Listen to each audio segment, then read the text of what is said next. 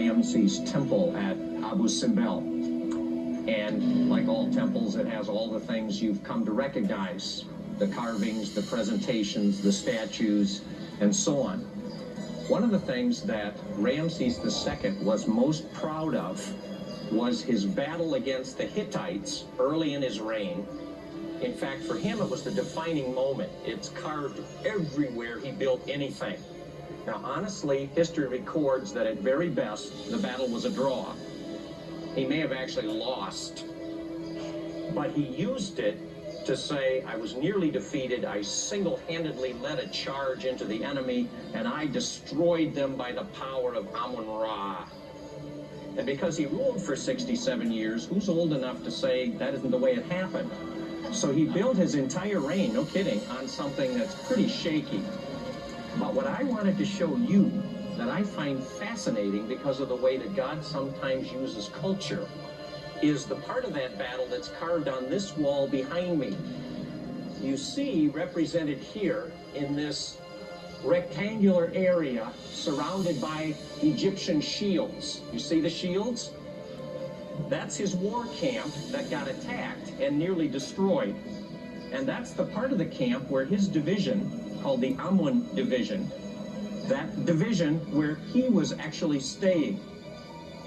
Now here's the camp. You can see his soldiers hooking up their chariots, fixing the wheel of the chariots themselves. Over here, some spies are being beaten. We know a little bit about that story because they gave him wrong information. Here, his pet lion is reclining that he always took along with him, at least so the story goes.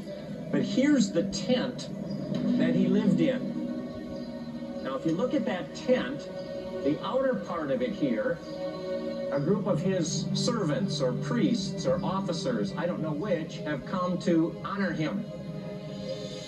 And Ramses himself lived here, in this tent. And his presence is represented, of course, by his cartouche, and on either side, a winged representation of Horus. In other words, he lived in a tabernacle. It's identical to the tabernacle. In fact, the relationship of size is exactly the same. And in the tabernacle, you have two winged cherubs with the presence of God in between them. Now, that's radical for some. It bothered me years ago. But God often chooses cultural things because they communicate so strongly and so well. So, is it possible that at least the basic idea of the dwelling place of a God within the camp of his people has some Egyptian imagery? So when the Israelites got their instructions, they went, oh, we get this. That's where the God lives. That's where the priests go to honor him. And we gather around. We get it. And God said, yeah, don't forget, I've taken all the paganism out of it.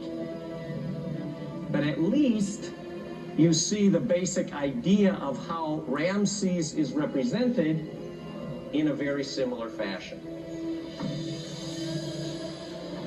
Now, clearly, God isn't Ramses, and Ramses isn't God. We learned that in the plagues. Amen? So, let's come and understand what God intended his tabernacle to represent to his people.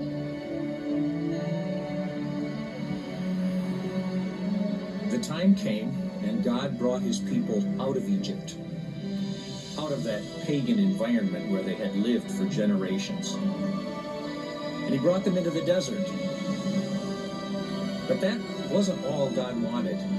He wanted to live among them in the desert and as they traveled from place to place. So God commanded Moses to build him a portable shrine, a lot like this one, called the tabernacle. Had an outer fence, an inner chamber, a tent, a place where God's presence would dwell, remarkably like the ones they could have known in Egypt. Emptied of its paganness, God chose to live among his people in a structure, a style that they would have understood. And when that community gathered around their tabernacle in worship, in sacrifice, in prayer, and in praise, they understood that the creator of the universe lived among them in a shrine much like the ones they had known in Egypt.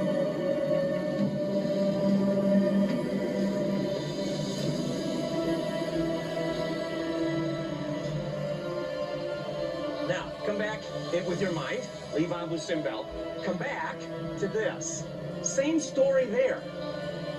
The Egyptians used a similar idea to God's tent shrine in their world for Pharaoh.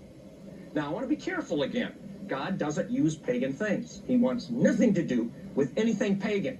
So whatever use God made of something in culture clearly had to be emptied of all its paganness.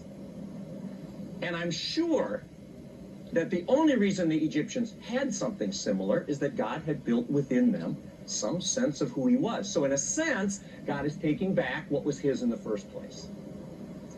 But I think that portable tent shrine, which they would have understood, is part of God's answer to how do you keep the fire burning of that awesome Sinai experience.